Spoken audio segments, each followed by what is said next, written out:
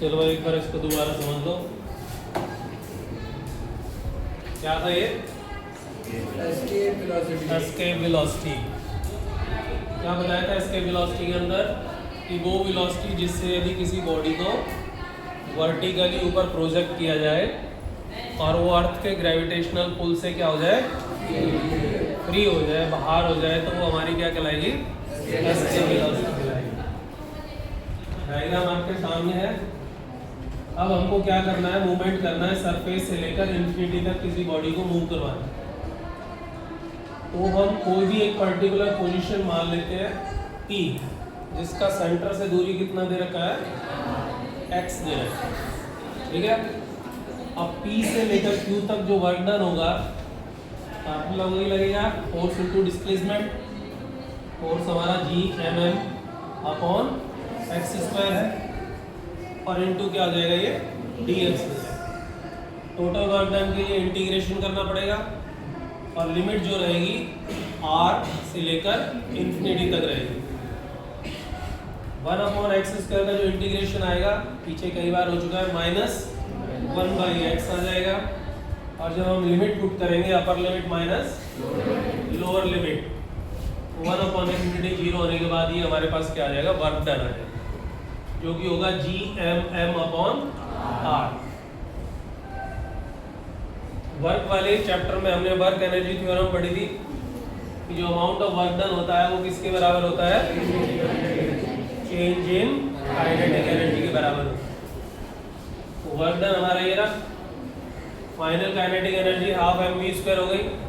Initial body rest पे थी तो ये 0 हो गई, m से m कट कर दिया, तो v की वैल्यू √2gm अपॉन r है। gm को कन्वर्ट कर सकते हो किसके अंदर? gr के अंदर। r से r काटोगे और ये वैल्यू पुट करोगे तो एस्केप वेलोसिटी की जो वैल्यू है वो 11.2 किलोमीटर पर सेकेंड आती है। इसका मतलब यदि किसी बॉडी को इस वेलोसिटी से प्रोजेक्ट किया गया तो वो ग्रेविटेशनल पुल से अर्थ के से बाहर हो जाएगी। जो भी न्यूमेरिकल होंगे वो इसी फार्मूले पे होंगे, जैसे आपके सामने दे रखा है। एस्केप वेलोसिटी अर्थ की जो है 11 किलोमीटर पर सेकंड दे रखी है और किसी प्लेनेट का जो रेडियस है वो अर्थ के रेडियस से क्या है? डबल है। लेकिन उन दोनों की जो डेंसिटी है प्लेनेट की और अर्थ की डेंसिटी क्या है? सेम है। तो आपको प्लेनेट की एस्केप वेलोसिटी बता दी। तो ये जो फार्मूला था हमारे पास, ये तो मास ऑफ अर्थ के हिसाब से, यहाँ डेंसिटी का कोई जिक्र नहीं है। तो हमें इस फार्मूले को हल्का सा क्या करना पड़ेगा? चेंज करना पड़ेगा। डेंसिटी का फार्मूला होता है मास अपॉन वॉल्यूम। वॉल्यूम हो जाएगा 4/3 πr³। यहाँ से हम m की वैल्यू निकाल लें। इस m की वैल्यू को हम कहाँ पुट करेंगे? यहाँ पर। तो हमारे पास जो जनरल फार्मूला बनेगा इन केस ऑफ डेंसिटी, ये 8πgr² रो अपॉन 3 बनेगा। क्लियर? तो इस फार्मूले के हिसाब से प्लेनेट की एस्केप वेलोसिटी, अर्थ की एस्केप वेलोसिटी का हम डिवाइड कर देंगे।